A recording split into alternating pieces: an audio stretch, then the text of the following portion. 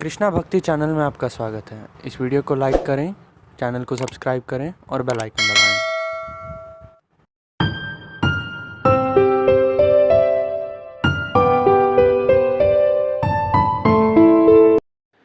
हरे कृष्णा, मैं संगीता आप सभी का कृष्णा भक्ति चैनल में हार्दिक स्वागत करती हूँ।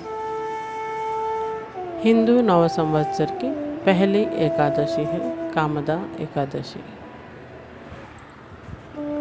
चैत्र शुक्ल एकादशी को कामदा एकादशी कहते हैं। इस दिन भगवान वासुदेव का पूजन किया जाता है।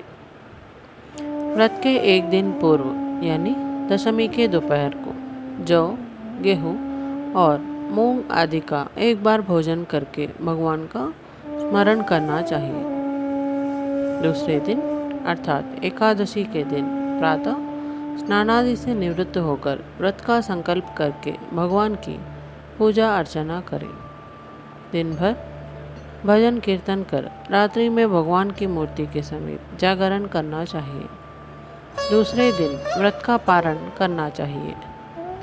जो भक्त भक्तिपूर्वक इस व्रत को करता है उसकी समस्त मनोकामनाएं पूर्ण होती हैं तथा सभी पापों से छुटकारा मिलता है।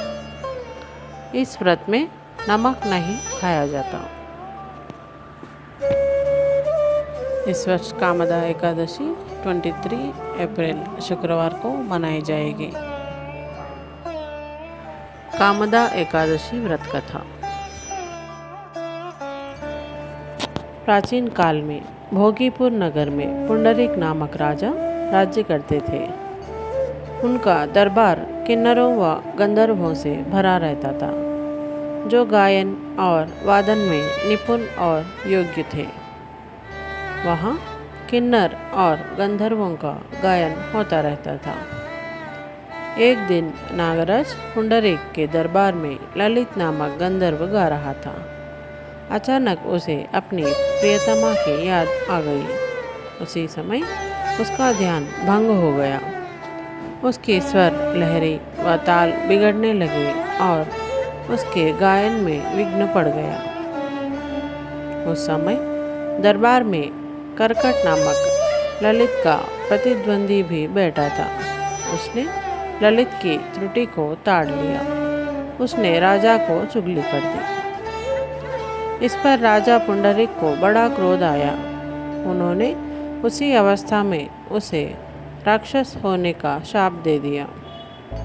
ललित राजा के शाप से शापित होकर राक्षस हो गया और राक्षस बनकर वहीं आसपास विचरने लगा।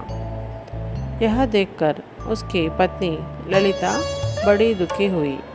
वह भी उसके साथ साथ भटकने लगी।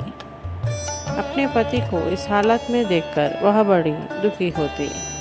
वह सदैव सोचती रहती कि क्या करूं, कैसे अपने पति को इस शाप से मुक्ति दिलाऊं। वह जितना इस बारे में सोचती उतना ही परेशान होती। एक दिन घूमते घूमते गंधर्व पत्नी ललिता विंध्या पर्वत पर रहने वाले ऋष्यमुख ऋषि के पास जा पहुंची।